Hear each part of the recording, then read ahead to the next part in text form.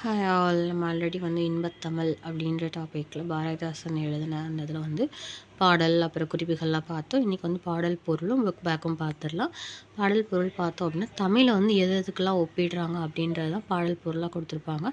அமுது அப்படின்றதுக்கு உயிருக்கு இணை அப்படின்னும், நிலவு அப்படின்னு சமூக வளர்ச்சிக்கு அடிப்படையான நீர், மனம் அப்படின்றது வாழ்விற்கு உருவாக்கப்பட்ட ஊர், பால் அப்படின்றது இளமைக்கு காரணமான பால் போன்றது, புலவர்களுக்கு கூர்மையான வெயில் போன்றது, உயர்விற்கு எல்லையாகிய வானம் போன்றது, சோர்வை நீக்கி ஒளிரச் செய்யும் தேன் போன்றது, அறிவுக்கு துணை கொடுக்கும் தோல் போன்றது, கவிதைக்கு வைரம் போன்ற உறுதிமிக்க வாள். இதெல்லாமே தமிழுக்கு இணையாக இதை சொல்லியிருப்பாங்க. இப்போ நம்ம அடுத்து புக் பேக் பார்க்க போகிறோம்.